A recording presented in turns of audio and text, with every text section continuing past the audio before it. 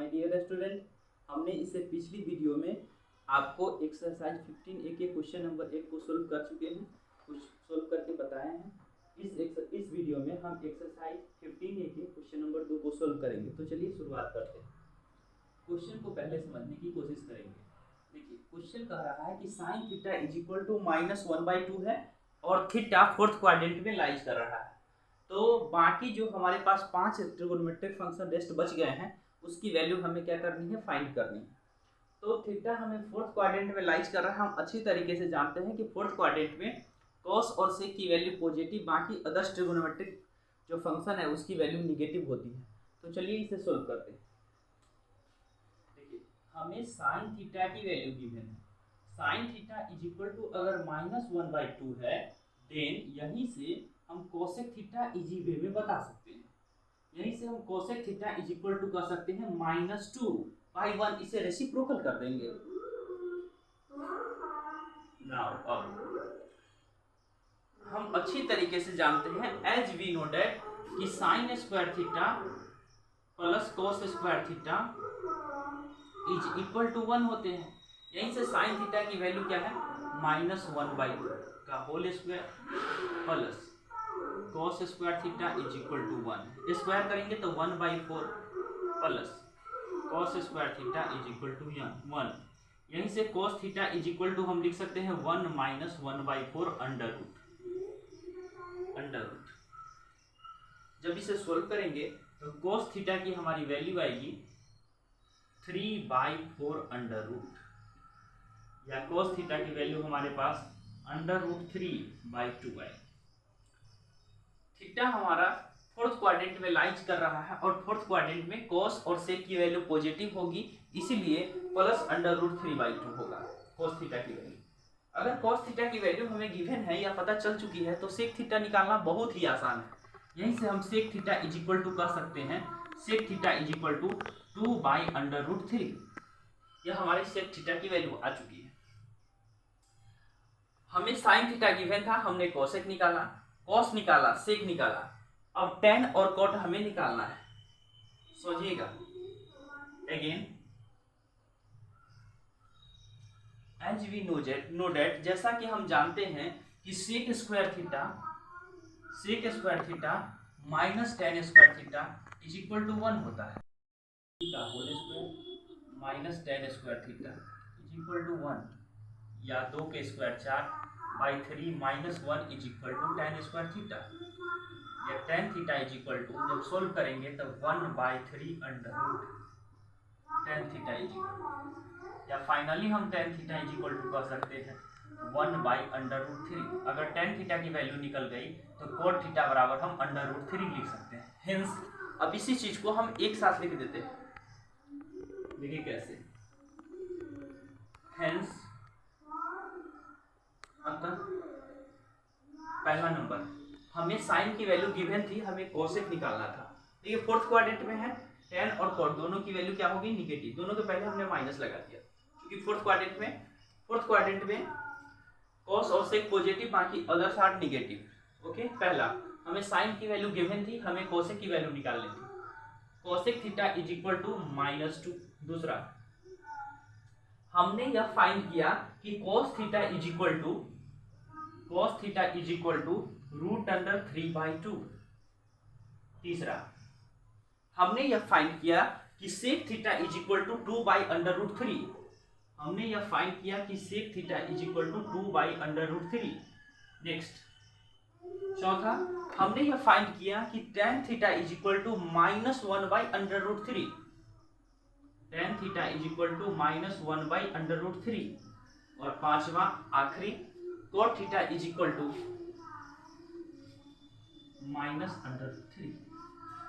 हमें sin theta की value given थी, बाकी के 5 हमारे ट्रिगोनोमेट्रिक फंक्शन की वैल्यू फाइंड करने थी, जो इस प्रकार है। cos की वैल्यू यह होगी, cos की वैल्यू यह होगी, sec की वैल्यू यह होगी, tan की वैल्यू यह होगी और cot की वैल्यू यह होगी।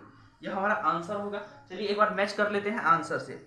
cos थीटा बराबर √3/2, बिल्कुल राइट है। tan theta is equal to -1/√3, cot theta is equal to -√3, sec theta is equal to two by under root 3 और cosec theta is equal to minus, बिल्कुल राइट हमारा answer है। Next question पर हम चलते हैं। Question number 3। देखिए इधर हमारे पास थोड़ा स्पेस है, इनसे शुरुआत करते हैं। क्वेश्चन नंबर 3, क्वेश्चन नंबर 2 था, क्वेश्चन नंबर 3, क्वेश्चन नंबर 3 समझिएगा, ठीक है my dear student. Question number 3 को हम बाय द पाइथागोरस थ्योरम से सोल्व कर देते हैं। तो चलिए शुरू करते हैं। देखिए cosec theta is equal to 5/3 है, theta lies in the second quadrant और थीटा सेकंड क्वाड्रेंट में लाइज कर रहा है, तो बाकी अदर्स जो ट्रिगोनोमेट्रिक फंक्शन है उसकी वैल्यू हमें फाइंड करनी है। एक cosec theta is equal to हमारे क्वेश्चन में गिवन है cosec theta is equal to 5/3 and theta lies in the second quadrant, second Q for quadrant, समझिए cosec थीटा की वैल्यू 5/3 है और थीटा जो है लाइज कर रहा है किस क्वाड्रेंट में, सेकेंड क्वाड्रेंट में। तो बाकी जो हमारे रेस्ट 5 ट्रिगोनोमेट्रिक फंक्शन बच गए cosec के अलावा, उसकी वैल्यू हमें फाइंड करनी है। चलिए एक और तरीका है जो पाइथागोरस थ्योरम का यूज करके इस क्वेश्चन को हम सोल्व कर सकते हैं। चलिए उसी तरीके से इस क्वेश्चन को बता देते हैं। सॉल्यूशन, हमें cosec थीटा की वैल्यू पता है, cosec थीटा की वैल्यू 5/3 है। नॉर्मली यहाँ पाइथागोरस थ्योरम लगाने की भी जरूरी नहीं है और sin थीटा की वैल्यू हम इजी वे में बता सकते हैं कि sin थीटा बराबर 3/5 होगा, क्योंकि sin और cosec एक दूसरे के अपोजिट या इनवर्स या रेसिप्रोकल होते हैं, ठीक है। अच्छा, अब यहाँ से हम अच्छी तरीके से जानते हैं sin theta is equal to p/h होते हैं। हमें p की वैल्यू 3 पता है, h की वैल्यू 5 पता है। अगर यहाँ से b निकाला जाए बाय द पाइथागोरस थ्योरम से h स्क्वायर बराबर p square plus b square होते हैं। h की वैल्यू हमारे पास 5 है, इसका स्क्वायर करेंगे तो 25, p की वैल्यू 3 है, स्क्वायर करेंगे तो 9 प्लस b स्क्वायर, 25 में से 9 घटेगा तो 16 बचेगा। 16 is equal to B square, इधर से स्क्वायर हटाएंगे तो इधर अंडर रूट, अगर इधर से हम स्क्वायर हटा देते हैं तो under root 16, b is equal to क्या निकलेगा 4, b की वैल्यू हमारे पास निकल गई है 4।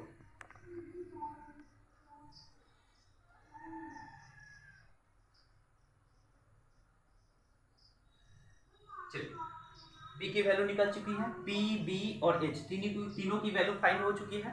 अब हमें cosec थीटा और sin थीटा हमने निकाल लिया, अब हमें निकालना है cos sec tan cot। चलिए यहां से शुरुआत करते हैं। देखिए अब यहीं से अगर पूछा जाए tan थीटा, तो tan theta is equal to p/b होते हैं। क्या होते हैं, p/b, p for perpendicular, perpendicular की वैल्यू हमारे पास 3 है, परपेंडिकुलर की वैल्यू हमारे पास 3 है और बेस की वैल्यू 4 है और theta lies in second quadrant, तो सेकेंड क्वाड्रेंट में tan की वैल्यू निगेटिव होती है, इसीलिए -3/4 is the correct answer, tan theta की वैल्यू होगी। अच्छा यहीं से cot थीटा, अगर tan थीटा की वैल्यू -3/4 है तो tan थीटा की cot थीटा की वैल्यू -4/3 होगा, रेसिप्रोकल कर देंगे, कोई सोचना नहीं है। अच्छा अब हमें निकालना है tan cot, निकल चुका है, cos और sec। चलिए next cos theta, cos theta बराबर b/h होते हैं। सर बेस की वैल्यू हमारे क्वेश्चन में 4 है, अच्छा h की वैल्यू हमारे क्वेश्चन में 5 है, तो 4/5, लेकिन theta lies in the second quadrant, second quadrant में cos की value negative, so -4/5 is the correct answer. अगर cos की वैल्यू पता चल चुकी है तो sec theta is equal to क्या होगा, -5/4।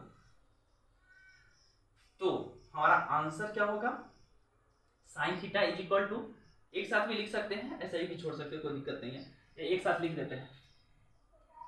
Hence sin theta is equal to, हमारे पास रिजल्ट बना है, cosec की वैल्यू गिवन थी, sin थीटा की वैल्यू 3/5, ओके पहला। दूसरा समझिएगा, tan theta is equal to आया है हमारे पास -3/4। तीसरा cot theta is equal to -4/3। चौथा cos theta is equal to -4/5 और sec थीटा 5वां sec theta is equal to -5/4। ये हमारा आंसर होगा। चलिए एक बार मैच कर लेते हैं आंसर से। sin theta is equal to 3/5 बिल्कुल राइट है। cos theta is equal to -4/5 बिल्कुल राइट है। tan theta is equal to -3/4 बिल्कुल राइट है।